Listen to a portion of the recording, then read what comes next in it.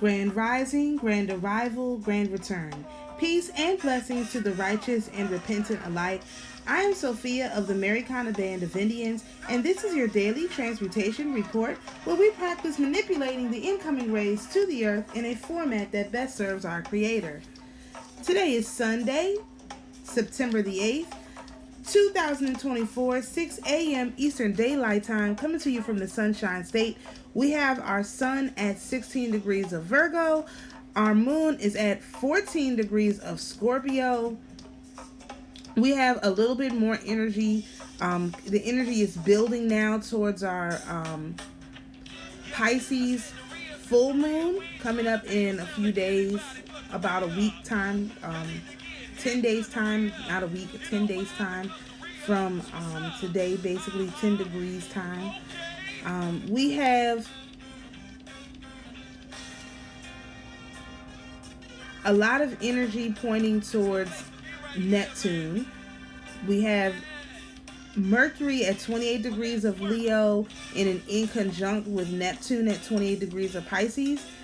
And we have the moon at 14 degrees of Scorpio, which is in a quincunx, which is kind of like a 8th or 6th, something like that, towards Neptune. We also have this in conjunct between Saturn at 16 degrees of Pisces and a bunch of stuff in Libra, especially Lilith, which is at 15 degrees of Libra.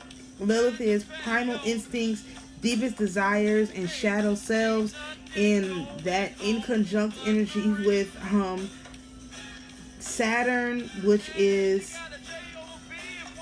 structure, discipline, and limitation. So primal instincts and limitations being not too far off. They're in an energy, let's just say it that way. We have this sextile between Pallas, which is wisdom, strategy, and the integration of masculine and feminine, and Pluto at 29 degrees. Pallas at 29 degrees of Scorpio. Pluto is at 29 degrees of Capricorn. And of course, Pluto is our transformation. So there's a flowing energy between our integration and that of masculine and feminine energy, our wisdom, and also our transformation. That's a flowing energy.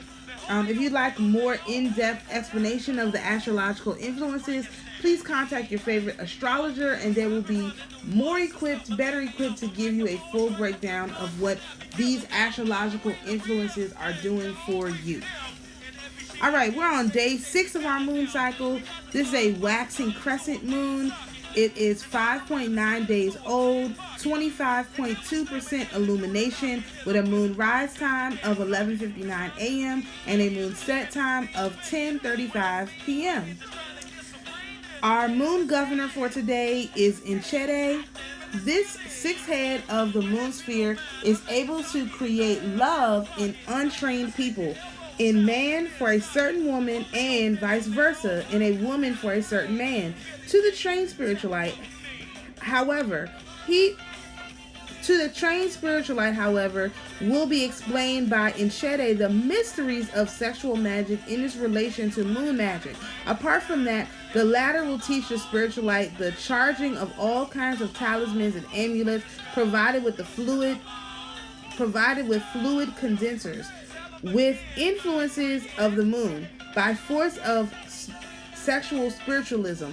This may be done for diverse purposes, specifically for creating love, sympathy, power of attraction, popularity, etc. So this guy is actually, and it looks like in a symbol, helping you build a bridge between this masculine and this feminine energy. Just like you see Pallas being in a sextile energy to transformation, helping you to transform those interpersonal relationships and also your personal relationship with yourself. Really bring about that transformation in a way that is helpful to you, in a way that will allow you to be more in control over what is really going on in your relationships. All right, so for our sun sign decan astroterography, we are in 9 of Cups, which is dreams, enjoyment, and happiness. This can best be transmuted through with the 9 of Coins, which is success, great love, and rewards. through the lens of the 8th house in Pisces, which is to pay attention to details and don't solely rely on intuition. The 9 of Cups is deceptive. Those cups are there, but are they really there? What's really in them? Very, very deceptive energy. You don't know if somebody's waiting to, as soon as you stand up, they'll snatch them and you turn around and they're gone, okay?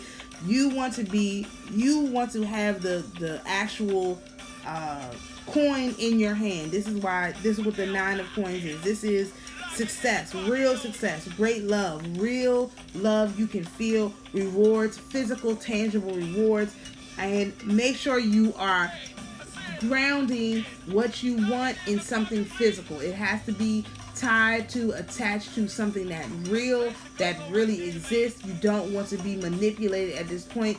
That Neptune is a great deluder, and you don't want to be involved in that energy. Now is not the time to be involved in that energy. Let's be more specific.